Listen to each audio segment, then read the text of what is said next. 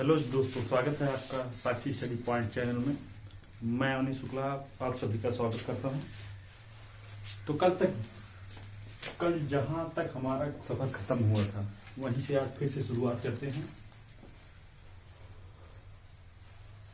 हमने ये क्वेश्चन दिया था, इसका सॉल्यूशन नहीं हो पाया था, तो आज यहीं से स्टार्ट करते हैं। तो प्रश्न था हमारा यही कि यदि चीनी के मूल्य में 20% की वृद्धि हो जाए तो खपत में हम कितनी कमी कर दें, यानी कितने प्रतिशत की कमी कर दें कि हमारा खर्च जो है अपरिवर्तित रहे, यानी हमारा खर्च न बदले। ठीक है, तो इसके लिए फार्मूले में रखेंगे हम। यहां पर हमारा आर जो है 20% है। आर की वैल्यू हमारी 20% है। तो फिर देखते हैं।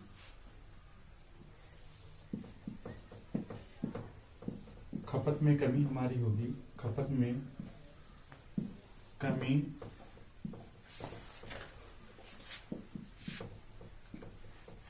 R अपान 100 प्लस R गुणे 100। ठीक है, यही फार्मूला। तो इसके आगे ये R अपान 100 प्लस R गुणे 100। R की जगह पर 20 है तो 20 बटे 100 प्लस 20 गुणे 100। आगे ले जाएंगे और तो आ जाएगा कितना, 20 बटे 120 गुणे 100। 0 0 से कैंसिल हो गया, 2 छक 12, 2 छक 12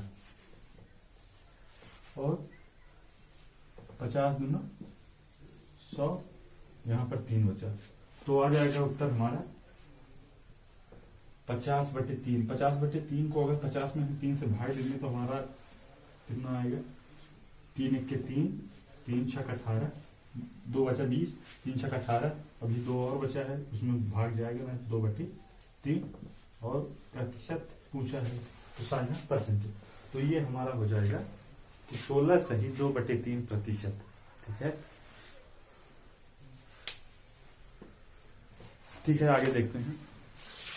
सवाल है हमारा कि दाल के मूल्य में 25% की वृद्धि होने पर, उसी टाइप का दाल के मूल्य में 25% की वृद्धि होने पर उसके खपत में कितनी कमी कर दें, यानी कितने प्रतिशत की कमी कर दें कि खर्च हमारा अपरिवर्तित रहे, जिससे कि खर्च हमारा अपरिवर्तित रहे, मतलब पहले जितना खर्चा होता था उतना ही खर्चा हो।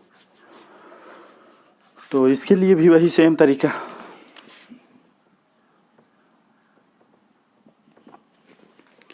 इसको सॉल्व करते समय पहले हम अपना दर लिख लेंगे, जैसे पिछले वाले में किया था कि हाँ खपत में कमी, खपत में कमी, खपत में कमी कितनी आएगी हमारी कि दर जो है 25%, 25/100 प्लस 25 गुणे 100। तो 25/100 प्लस 25 गुणे 100, तो ये आ जाएगा हमारा कितना। इसको थोड़ा और मतलब सॉल्व करते हैं तो 25/125, 125 गुणे 100। और वैसे अगर हम तोड़ना चाहें तो तोड़ सकते हैं, 25 पंजे 125, 25 1 के 25, तो ये आ जाएगा कितना, 25 1 के 25, 25 पंजे 125। अगर ऐसे नहीं आता, मतलब इतना बड़ा नहीं कर सकते, तो 5 के टर्म में 2 बार छोटा छोटा करके तोड़ेंगे। तो फिलहाल हम 25 से तोड़ दिए हैं। अब यहाँ पर 5 बचा, 5 20 पंजे 100, या 5 दूना 10 और 0 तो 20 हो जाएगा। तो आ गया हमारा कितना, 20%। ये हो गया हमारा आंसर कि अगर दाल के मूल्य में 25% की वृद्धि हो जा रही है तो अगर 20% की उसकी खपत में कमी कर देंगे हम, अगर 20% की उसके खपत में हम कमी कर देंगे तो हमारा खर्च अपरिवर्तित रहेगा।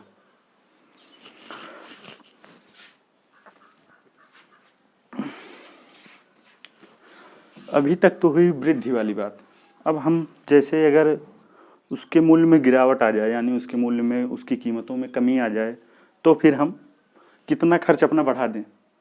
जस्ट उसी का अपोजिट कि अगर हम किसी चीज़ की कीमत में कुछ प्रतिशत की कमी हो जाती है तो हम उसके खपत में कितनी वृद्धि कर दें जिससे हमारा खर्च अपरिवर्तित रहे, तो वो भी देखते हैं। तो यहाँ पर हम लिखेंगे टाइप 2।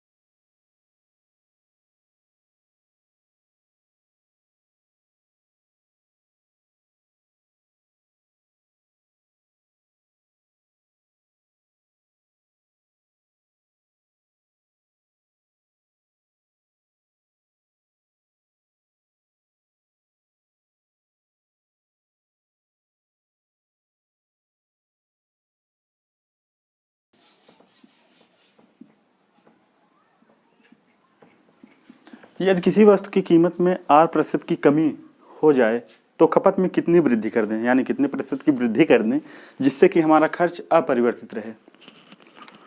तो इसके लिए फार्मूला जो होता है,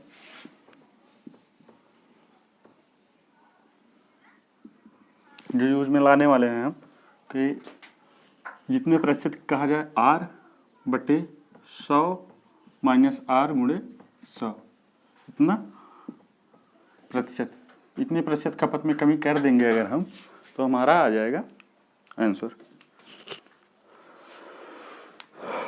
ठीक है, तो इसी टाइप में कुछ क्वेश्चन देखते हैं।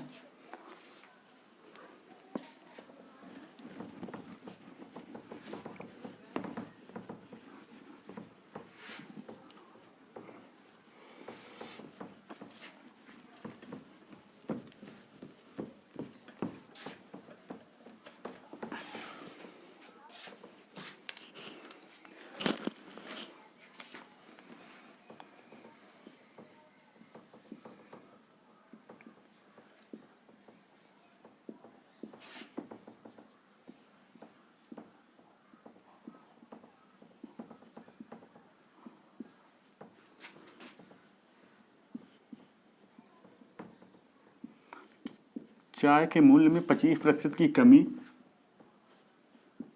हो जाने पर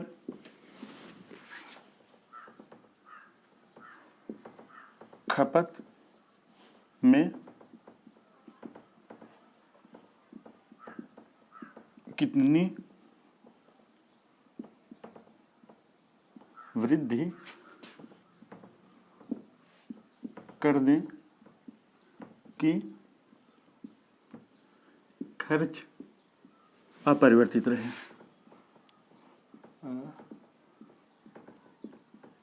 परिवर्तित रहे। चाय के मूल्य में 25% की कमी हो जाने पर खपत में कितने प्रतिशत की वृद्धि कर दें कि ताकि हमारा खर्च जो है अपरिवर्तित रहे।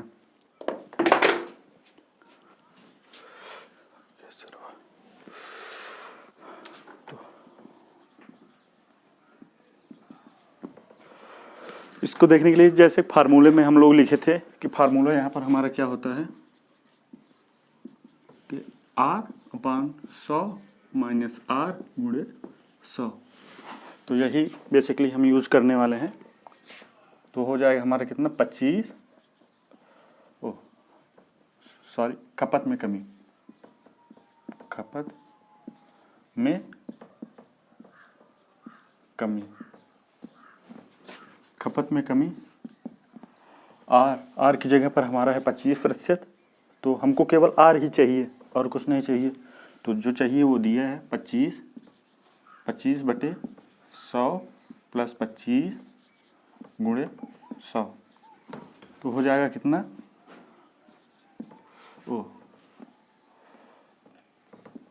25/100 माइनस 25/100। ठीक है, 25 और नीचे आ जाएगा 100 में 25 गए 75, गुणे 100। अब इसे काटते हैं, 25 एक का 25, 25 3 75, 100/3। इसको सॉल्व करने पर आएगा हमारा कितना कि 3 3 9, 3 3 9, एक बचा, एक में वैसे कुछ जाएगा नहीं तो यहाँ पर हम लिख देंगे 33 सही 1/3 हमारा प्रतिशत। 33 सही 1/3% कि अगर 33 सही 1/3% की कमी कर दें खपत में तो हमारा खर्च अपरिवर्तित रहेगा।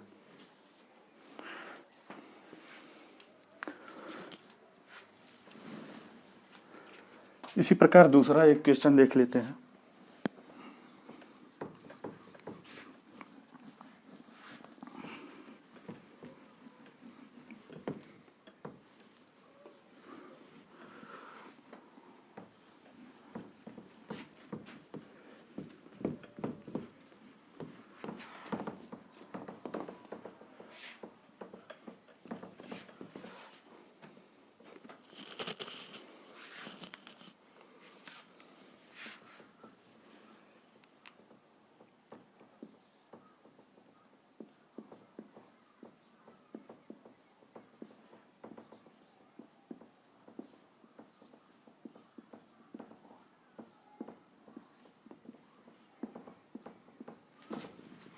चीनी की कीमत में 20% की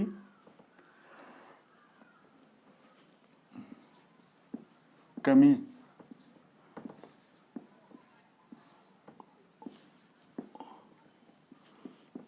हो जाती है। खपत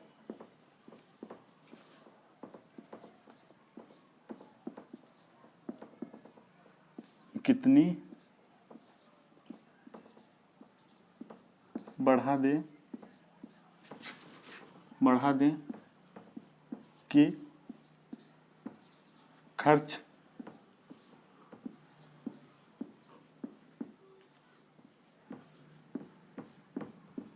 अपरिवर्तित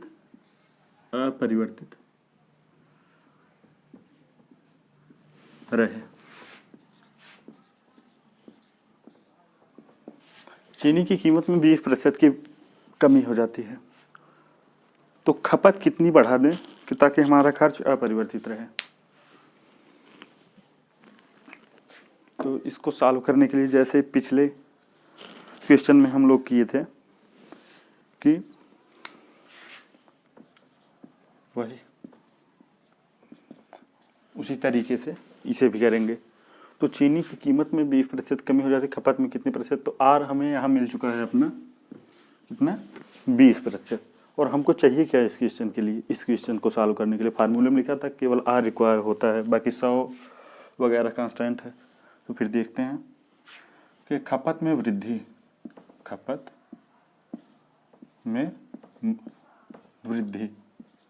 अब आप लिखना चाहे तो यहाँ पर लिख सकते हैं कि चीनी की खपत में वृद्धि या और कुछ। तो खपत में वृद्धि हमारा हो जाए कितना कि आर 20/100 - 20 गुणे 100।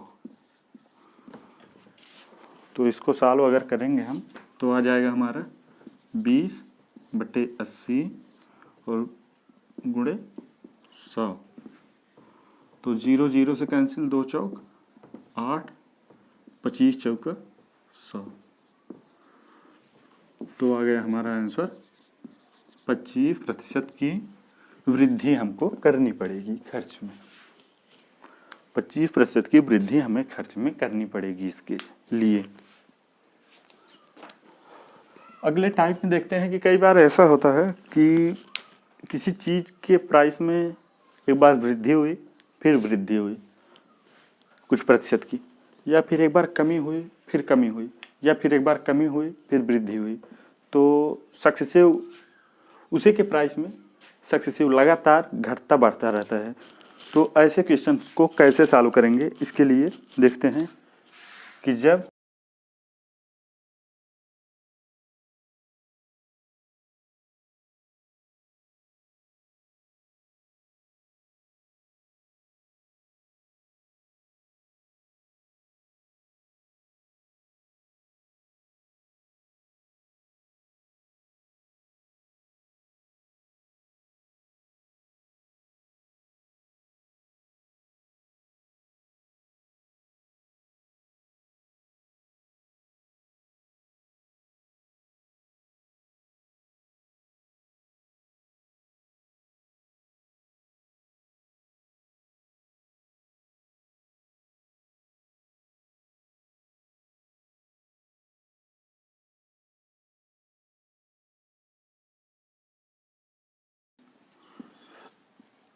कमी या वृद्धि, वैसे 2 बार वृद्धि हो रही है तो ऑब्वियसली वृद्धि ही होगी, ठीक है। तो कुल कमी या वृद्धि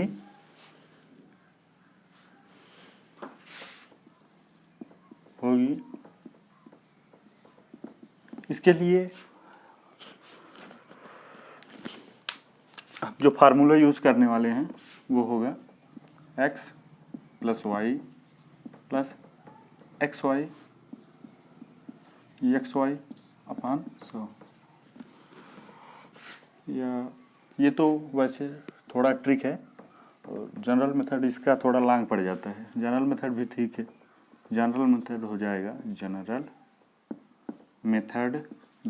मेथड हो जाएगा कि अगर उसकी कीमत x है और उसके बाद फिर ए कीमत है, उसकी कीमत ए है और उसमें कमी या वृद्धि होती है कितनी, x और y की क्रम से होती है, तो a गुणे 100 प्लस x बटे 100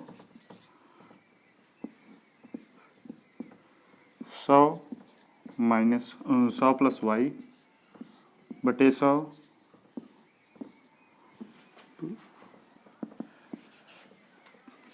ये करेंगे। उसके बाद फिर जितना आएगा उसको a से माइनस करेंगे, इसको a से माइनस करेंगे।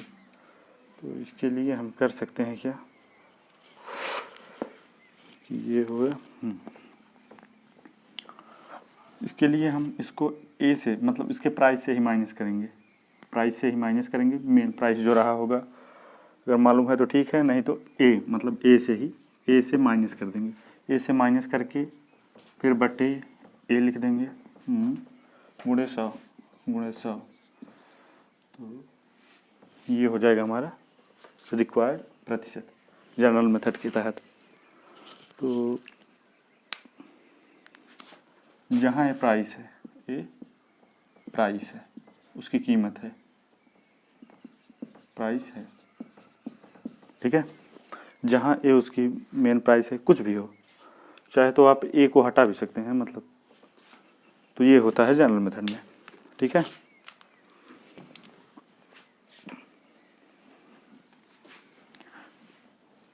तो वैसे इससे बेटर यही है, छोटा सा, तो इसी से हम लगाएंगे।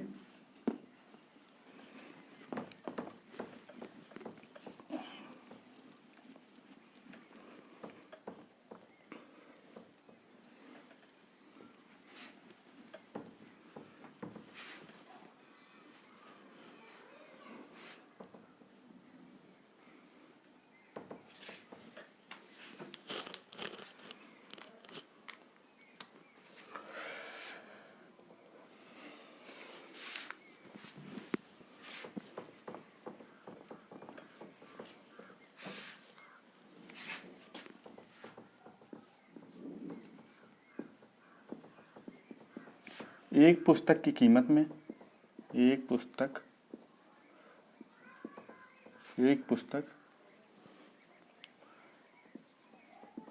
की कीमत में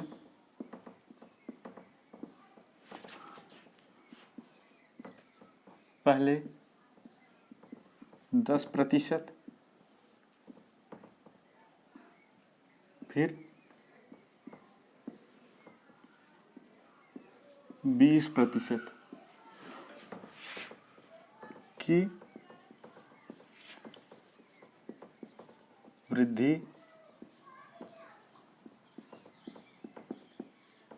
होती है।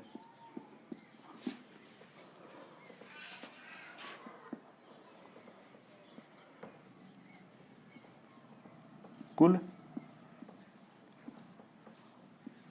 वृद्धि ज्ञात कीजिए।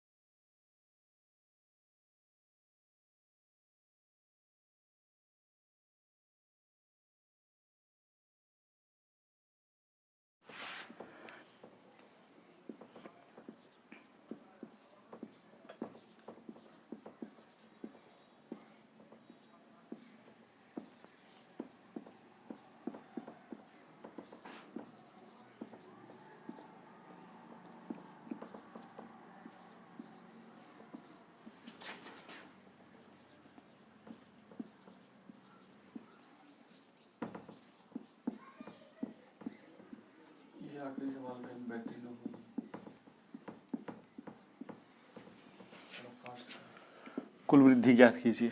ठीक है, किसी मेज की कीमत में पहले 12% फिर 15% की वृद्धि, दो लगातार वृद्धियां होती हैं, कुल वृद्धि ज्ञात करना है हमें।